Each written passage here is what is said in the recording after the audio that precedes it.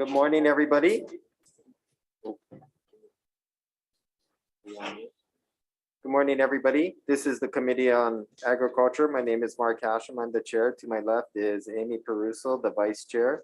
Also in this room with us. Oh, wait, we're in room 325. It's Wednesday, February 16th, 2022. It's 10 a.m.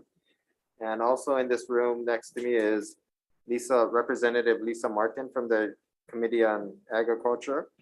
And for the Committee on Education is the chair, Representative Justin Woodson, and Representative Capella, the vice chair of Education. First, recording in progress. We have one measure before us today, and that is House Bill 2304, relating to the Farm to School program. First up, we have Department of Agriculture in support.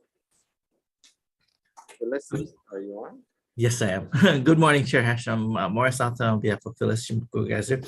The department submits its testimony. We're very supportive of the Farm to School program, but we will defer to the Department of Taxation with regards to the proposed amendments to Chapter 237. Okay, thank you very much.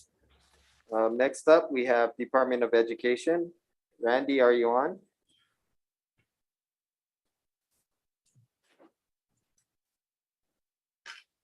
Oh. Okay, Department of Education, you have the floor.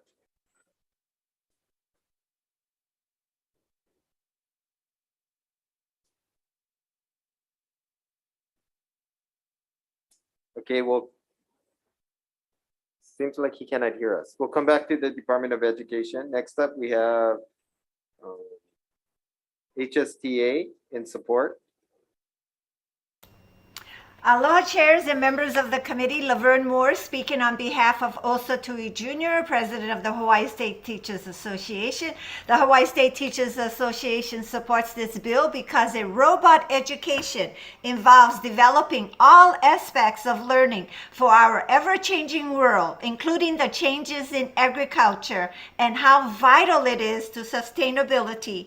And we need to practice what we preach about growing local, buying local, and promoting local sustainability. Thus, the Hawaii State Teachers Association asks your committee to support this bill. Mahalo. Thank you very much, Laverne. It's been a while since I've seen you, and hello. Okay, next up we have Ulupono in support.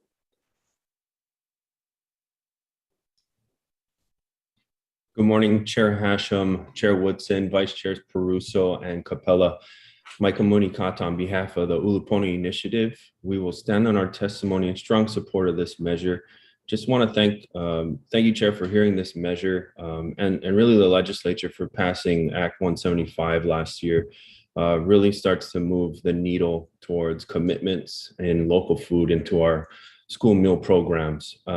Just want to highlight that, based on some of the report that did come out from the DOE this session, there was a brief mention to some of the resources that were needed, and this bill addresses those resource needs around a food data system and some of the training involved with the cafeteria to use that system and for scratch cooking as well. So really important measure to fill some of these resource needs to move the DOE in the right direction.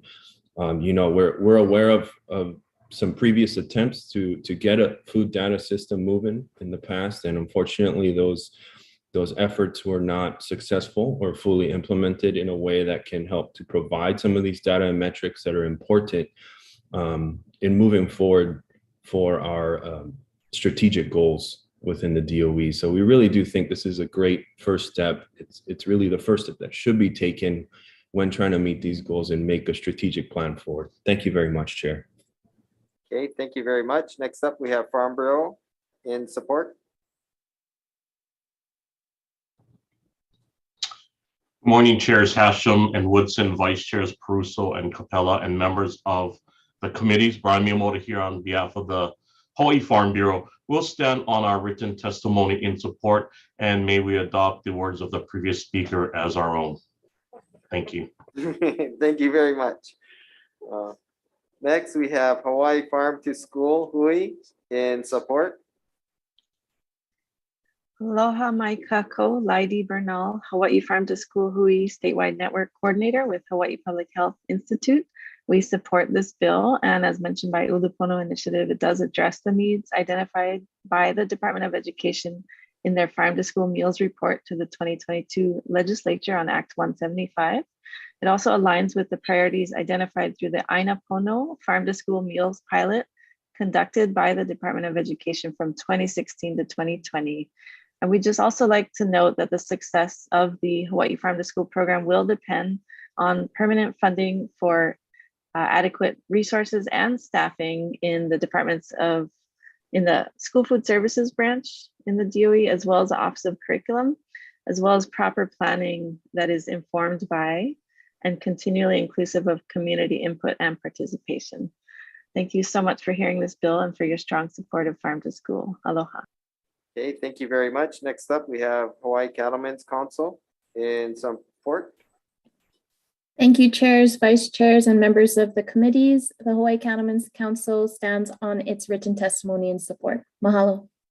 Okay, thank you. Next, we have Local Food Coalition in support. Good morning, Chairs Hashem and Woodson, Vice Chairs Peruso and Capella, and members of the committees. Kendall Matsuyoshi testifying on behalf of the Local Food Coalition. We will stand on a testimony in support of the measure that will help the DOE accomplish the goals set out in Act 175. Thank you. Okay, so next up we have individuals. That's all the registered testifiers we have. Is there anybody else wishing to testify? Oh, they didn't. Okay. Oh, let's go back to Department of Education. Randy, are you on?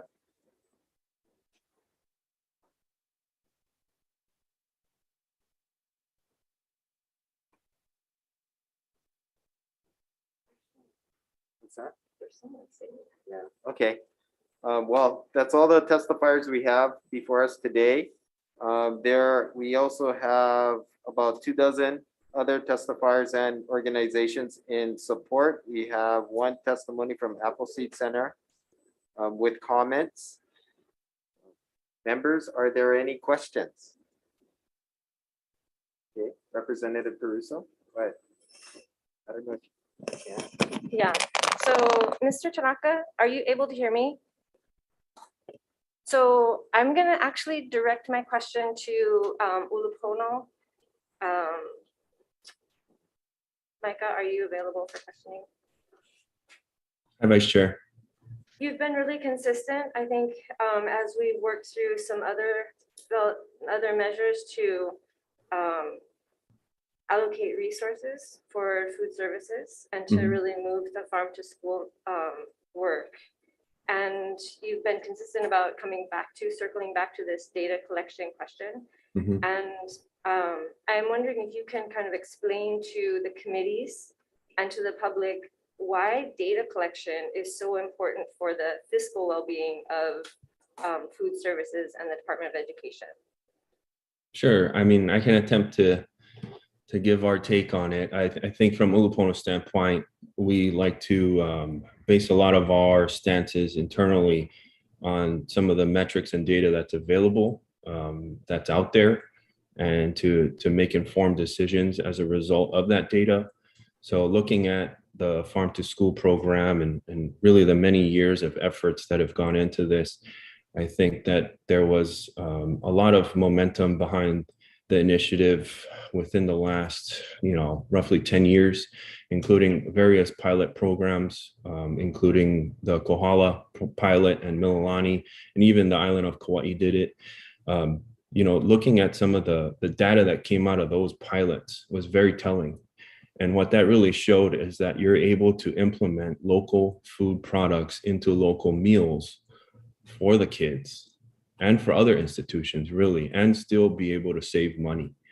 And that data is very telling if we're going to move forward with any type of support in a goal-oriented manner. So Act 175 established last year, again, appreciate the legislature's leadership there, around 30% by 2030 for the DOE. I think that that's a great step, but what we've learned through some of the reporting and really a lot of these various meetings and hearings is that the DOE has a little bit of trouble gathering this data. And I think that what we're looking for is, we really want to get these baseline numbers that show what's being purchased and how we can better meet our goals. I think until we have that sort of data set, it's going to be very difficult to make strategic decisions to get towards the legislature's intent with Act 175 from last session. So really, I think it helps to set the groundwork for decisions to be made, how we can make more funding available or resources to really support the effort. I think the DOE provided, it was a brief report from them. However, they did highlight some of the struggles that they're going through. And I think that's really what the report was meant to do, was for them to highlight, what they do have and what they could use help with. Again, short report, but at the same time, they did mention that data and internal controls was something that they needed help with. So I think that the result of this bill is to kind of get that direction. And that's also very important. I think, kind of giving us a historical overview, but I was thinking specifically, what is the relationship between our ask for improved data collection and our federal reimbursement rates around school meals? Can you talk a little bit about that? Because I think that, Appleseed had submitted really important testimony, and I know that they are working on this. And maybe I see Randy, maybe he can speak to this. Can you hear us now, Randy? Yes, thank you. My apologies for our, we had a power crash at this location yesterday. So, okay, so I'm gonna ask you like a pretty direct question. So it's my understanding that as a result of our, I would say undeveloped data collection systems are not full implementation of the eTrition software program, and just our struggles in that area. Our current federal reimbursement rate is at 17% for our school meals, whereas states like Alaska are getting 62% of their meals reimbursed. And so I really wanted you, if you could, to give us some analysis of where you're at with eTrition and its implementation. And if you're thinking about moving away from eTrition, are you currently looking at other software packages, or what is your process? Let me answer the questions kind of backwards.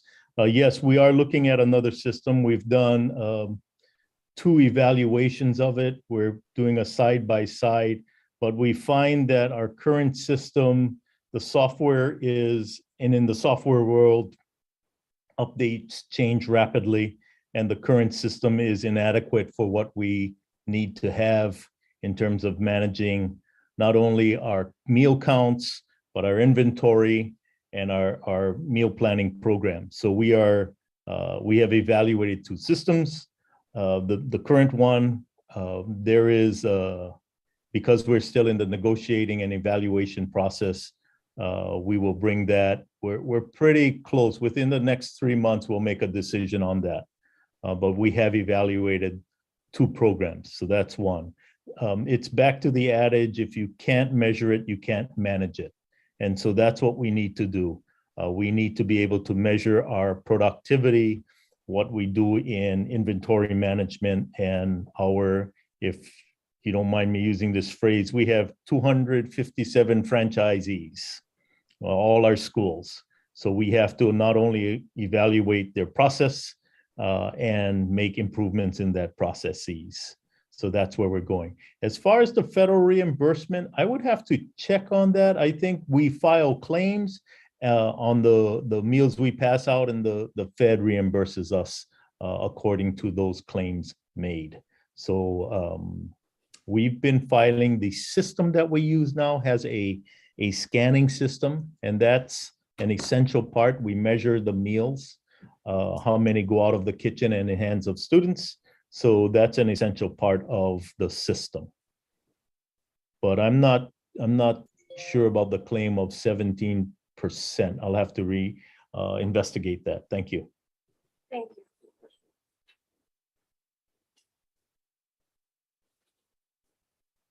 Oh, sorry, go ahead.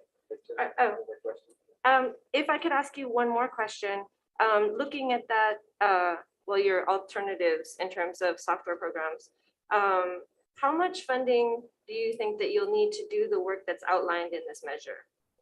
The system we're looking at, or seems to be the better system, is about a $350,000 a year software package, and that is for as long as we have the software package.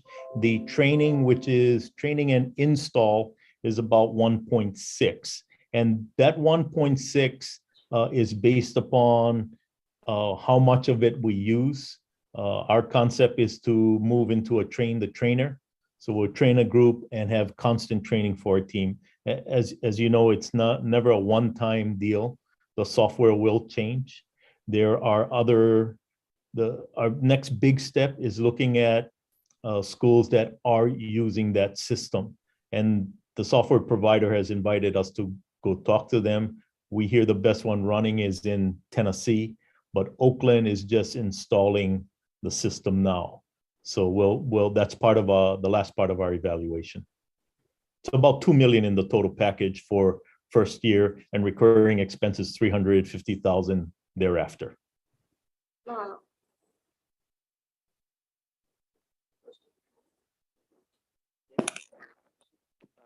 I'll turn it over. Any questions? Seeing no questions on Zoom. Oh, wait, is that your questions? Okay, I'll turn it over to the Chair of Agriculture. The Chair of Education. Thank you, Mr. Chairman. Committee on Education members, are there any questions? Majority Leader Bellotti, go ahead. Thank you. This is for AS Tanaka, and I trust that Representative Peruso is actually quoting you accurate statistics because she normally does her homework. This problem of not drawing down is not unusual just to the food services program. This is exactly the same kind of problem we have with Medicaid. And it just astounds me that there is no urgency on our systems people to figure out how to get better drawdown. So on that note, I'm looking at Mr. Munitaka was too kind. The report that was produced by the Department of Education is almost a page and 2 paragraphs. That was the report. So I'm curious, because we know that there were, I know Pono schools that have been already integrating and using local produce. What are the systems being used there? Is that eTrition, or is that another program that you have talked about? And can you speak to what the data collection has been to those pilot schools? Because I think that would be helpful to this committee.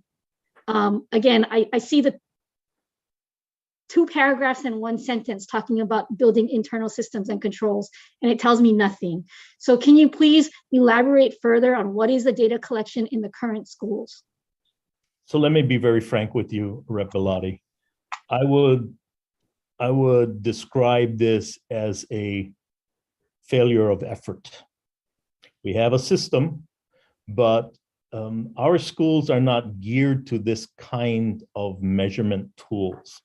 The managers, their first directive is really to get the food and feed it to the kids. So the management skills, we need to plus up our staff.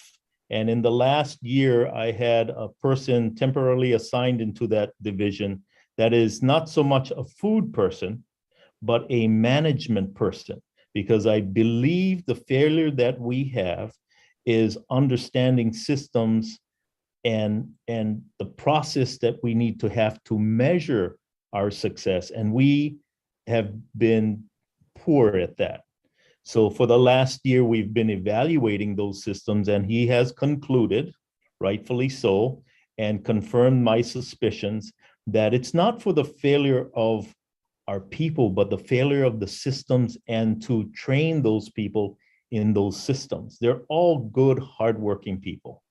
right? They love what they do, right? So, and I've talked to a few of the CAF managers and the kitchen operations, and they want to continue to do a job. They want to feed, they have the same aspirations we do. We want the kids to go home and say, Mom, this is the best meal I've had in the school, and we're getting there. But this management tool is going to help us advance to a place where I know what we're producing at what cost and what volume and who we're buying from. And then that's critical to our longer term success. And we use eTrition in the schools. It's a failure of training programs. Why? I don't know. It came way before, like any software installed, you got to stay with it, right? And you got to help these guys get there. We were not as judicious as we should have been, but we are going to be. Thank you. One follow-up, just one Mhm. follow-up, and then I'll let this go. Chair, is that okay? Please continue. So it's February. Yep. It's February. We have another school year, and I used to be a teacher. So while I know acquiring systems and software is going to cost time and money, what are you folks doing to address this failure of training process? Because it's February. Are you going to plan for training in the summer so that, some of these, the non-technical stuff that needs to be done, like that we can start the training? Is there a training program up and running? Just like teachers have professional development, do you have a schedule for training of cafeteria workers? Is that in process? It sounds like you have a great management person. So now that they've identified the problem, have they started to identify the solutions? Yes. So if the ledge is so kind to award us this appropriation, then we're good to go. But we have already the key component parts. Our discussion with this organization, I don't want them to believe that this is just an award they're going to get. I want to lean forward a little bit more and say, okay, this is our urgency. What kind of resources are you going to pour against us? We have island managers. I have to train our managers first, because the concept of train the trainer is the only way we're going to get fast implementation. If these guys are going to go island by island by island, it is going to be a painful install, right? And I've spent quite a bit of time going out to cafeterias and talking to the folks. They know it's coming. They're looking forward to it, but what actually gets delivered on a timeline is critical. Summer is going to be a very critical period for us. So that's where we are. We've got a rollout plan. Thank you. Thank you, Chair. Thank you, AS Tanaka. Thank you very much, Rep. Thank you, Majority Leader. Education members, any other questions? Quick question for AS Tanaka. Thank you so much, AS Tanaka, for being here. Thank you also for your willingness to take on this effort. We know that you have to wear many hats, and we appreciate your taking them all on. And so what I like about this particular program is that it actually addresses several different issues. Number one, we are providing opportunities for our kids to eat healthier food. Simultaneously, we are supporting our local economy. And three, which is probably my favorite part, it creates high quality interdisciplinary learning opportunities for our kids. And that also yields great benefits in the classroom. And so if this bill moves forward and you are able to get the allocation, how long will it take you to get the data system up and running? Just a rough estimate. I would say at least 60 days. We have already had these discussions on what the install framework would be. And it's because they've done it with other schools. And I expect, that is my expectation. And we've had these discussions with them because we need to install quickly. And, I want to thank the committees for encouraging this, because I think you have the same sense of urgency. You have the same sense of what we need to provide for our kids, and the same sense of urgency. This food unit is $125 million business for us. So we need to manage it like a business and still provide nutrition. And that business extends to not only STEM, but the rest of our farm community. So thank you very much. Appreciate it. Thank you. And so what you need to initiate is the $1.6 million, and then you need $350K for operational costs annually. Correct. Software costs. And we know that currently there are varying degrees of existing farm to school programs on our DOE campuses. Some are very developed. They even include farmers markets, taking their product to farmers markets. Some are just started, just simply gardens. All are good. What type of support does the central office or even the CAS offices provide these schools if they want to ramp up their farm to school programs more aggressively? It really stems in the cafeteria manager and their purchasing practices. So we're in the process of doing, we're looking at the three biggest high schools because that's where the volume is going to come from. Waipahu, Mililani, and Campbell, and I've had discussions with them. And then I need to roll out to the neighbor islands on those large schools. So the CASs are all in support because that brings community benefit from those areas. So they're all good with that. Sorry. So we have the support from the superintendent all the way down to the principals.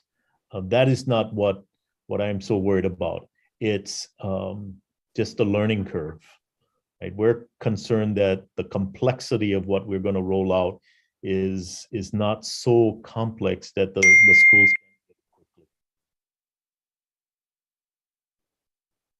Okay, thank you for that. And we know that the complex areas have some money set aside to help support schools. If schools need funding support for this effort or any other efforts, in your conversations, have you heard a willingness to provide and offer that type of financial support? Yes. I am thankful that I've had a good amount of time spent with the CASs, and they're very supportive because they know if their kids are happy after lunch or after breakfast in the morning, it makes for a great day, right? So we start with bringing them to school and feeding them. Then they're in school learning, we feed them during lunch, and it's a good thing to do. COVID has taught us a lot of things. I mean, our handout programs, I think we've served over 10 million meals in the last year and a half, which is substantial. But it's a good thing. We can do more. We need to manage our business better. So we're very thankful for the CAS's cooperation. Right. Thank you, Tanaka. Members, any other questions? Okay. Seeing none, thank you. I have a quick question for AS Tanaka.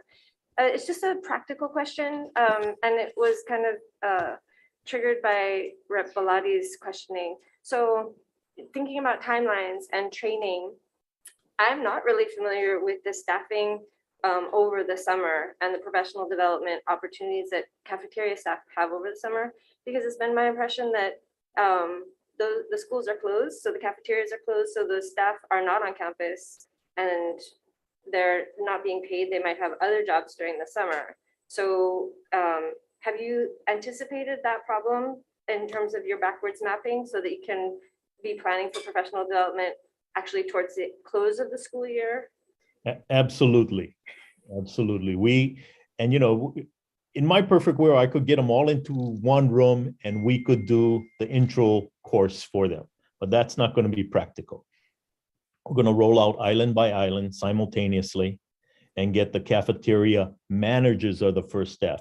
Most of the cafeteria workers also double up and go, because they're 10-month employees, they go and work in custodial work across in the other parts of the schools. So I'm not so concerned about the cafeteria workers, but it's the managers that we need to start with. And we'll roll them in. We'll look at their schedules. A lot of them go on vacation, but we'll work with their schedules and get this rolled out. Got it. Mahalo. Thank you.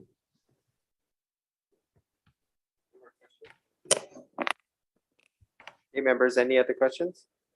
Seeing none, we will recess for decision making.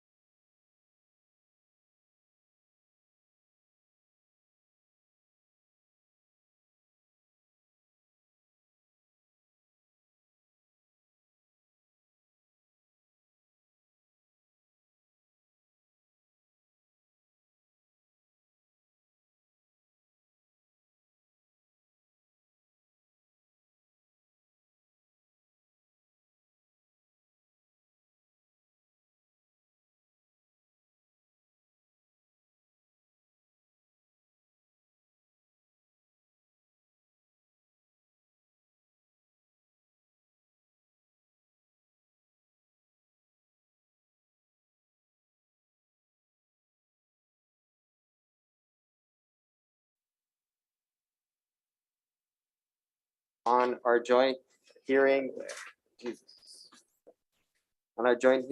regarding Farm to School program, Chair's recommendation, the Agriculture's Chair recommendation is to